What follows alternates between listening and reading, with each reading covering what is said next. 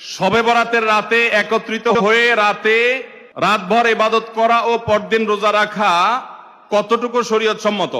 ভাইয়েরা আমার, শবে বরাত উপলক্ষে রাতভর একত্রিত হয়ে মসজিদে ইবাদত বন্দেগী করা কোনো হাদিস দ্বারা প্রমাণিত নয়। এবং দিনের বেলা যে রোজা, এই রোজা শবে বরাত উপলক্ষে না, এটা হলো শাবান উপলক্ষে রোজা। এই রোজা হলো আইয়ামে বীজ উপলক্ষে রোজা। নবী করিম সাল্লাল্লাহু আলাইহি ওয়াসাল্লাম শাবান মাসে এমনি বেশি বেশি নফল রোজা রাখতেন, সেই হিসাবে আপনিও রাখবেন। আবার আইয়ামে বীজ 13, 14, 15 রোজা রাখতেন, সেই হিসাবে রাখবেন। আপনি আল্লাহর ক্ষমা, এই রাতে আল্লাহ তাআলা বান্দাকে সাধারণ ক্ষমা ঘোষণা করেন, হিংসুক ছাড়া, মুশরিক ছাড়া। এই রাতের এই ফজিলত পাওয়ার জন্য আপনি চেষ্টা করলে সেটা ভালো, আল্লাহর কাছে ক্ষমা লাভের চেষ্টা করবেন, কিন্তু বেদাতি কোনো পন্থায় না। অনেকে বলে যে এত রাকাত নামাজ, অমুকটা অত সূরা এত রাকাতে পড়তে হবে, এগুলা মন গড়া কথাবার্তা, এগুলার কোনো ভিত্তি কোরআন হাদিসে নাই। আবার অনেকে মনে করে হালুয়া রুটি খাইতে হবে, আতশবাজি করতে হবে, আলোকসজ্জা করতে হবে। শবে বরাতকে কেন্দ্র করে যা হয় তার বেশিরভাগই বেদাত এবং ভুয়া, মন গড়া ভিত্তিহীন, এগুলার কোনো অস্তিত্ব কোরআন হাদিসে পাওয়া যায়। আল্লাহ আমাদের সবাইকে সুন্নাহ মেনে চলার তৌফিক দান করুন। আমরা সুন্নাহ মেনে চলবো। শাবান মাসের সবচেয়ে বড় আমল হলো নফল রোজা রাখা, বেশি বেশি রাখবো তো ইনশাআল্লাহ। এরপরে প্রশ্ন হলো, রাসূলুল্লাহ সাল্লাল্লাহু আলাইহি ওয়াসাল্লামকে স্বপ্নে দেখার কোনো বিশেষ আমল আছে কি? রাসূল করিম সাল্লাল্লাহু আলাইহি ওয়াসাল্লামকে আল্লাহর অনেক নেককার বান্দারা স্বপ্নে দেখেন, এবং নবী সাল্লাল্লাহু আলাইহি ওয়াসাল্লামকে স্বপ্নে দেখার সৌভাগ্য অনেকের হাসিল হয়। নবীজি সাল্লাল্লাহু আলাইহি ওয়াসাল্লামের জীবদ্দশায় অনেক সাহাবীরা তাকে স্বপ্নে দেখতেন। হাদিসে আসছে, নবী সাল্লাল্লাহু আলাইহি ওয়াসাল্লাম বলেছেন, আমার আকৃতি শয়তান কখনো ধরতে পারে না। শয়তান সবার আকৃতি ধরতে পারলেও নবী সাল্লাল্লাহু আলাইহি ওয়াসাল্লামের আকৃতি ধরে আবির্ভূত স্বপ্নে কারোর সঙ্গে সাক্ষাৎ করতে পারে না শয়তান।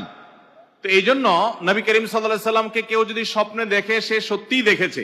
তবে এই হাদিসের ব্যাখ্যায় মুহাদ্দিস ওলামায়ে কেরামের অনেকেই বলেছেন যে এর মানে হলো নবী সাল্লাল্লাহু আলাইহি ওয়াসাল্লামের চেহারা যারা চিনতেন, যেমন সাহাবীরা, তারা নবীজিকে স্বপ্নে দেখলে সত্যিই নবীজিকে দেখছেন, শয়তান তার চেহারা বিকৃত করতে পারে না।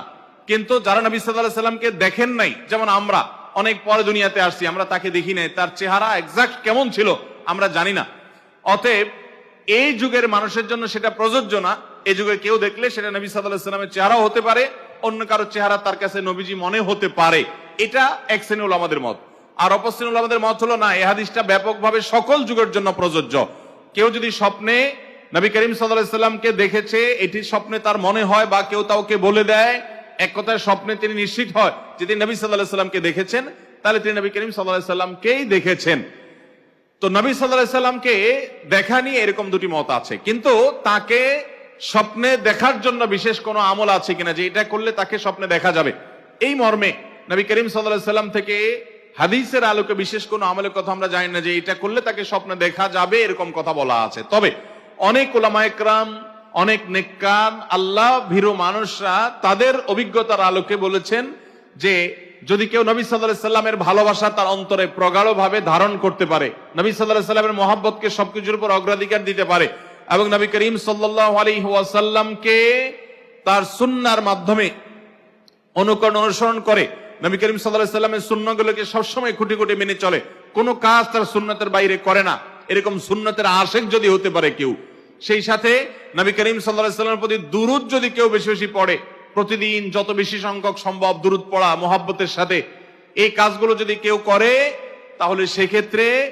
আশা করা যায় যে তার সাথে নবী করিম সাল্লাল্লাহু আলাইহি ওয়াসাল্লামের স্বপ্নের সাক্ষাৎ হবে। এটা অনেক উলামায়ে কেরাম, অনেক নেককার মুত্তাকি পরেজগার আল্লাহওয়ালারা তাদের অভিজ্ঞতার আলোকে জানিয়েছেন। এটা কোনো হাদিস বর্ণিত কোনো বিশেষ আমল না। তবে নবী করিম সাল্লাল্লাহু আলাইহি ওয়াসাল্লামকে স্বপ্নে দেখলেই লোকটা জান্নাতি, আর না দেখলে লোকটা জাহান্নামী, এরকম কোনো সহজ হিসাবও করার সুযোগ নেই। আমাদের কাজ হলো তাকে স্বপ্নে দেখি বা না দেখি, তার সুন্নাহগুলোকে মেনে চলা, তার আদর্শ অনুসরণ করা, তাকে মহব্বত করা, এবং সেই মহব্বত হবে দুনিয়ার সকল মানুষের চাইতে বেশি।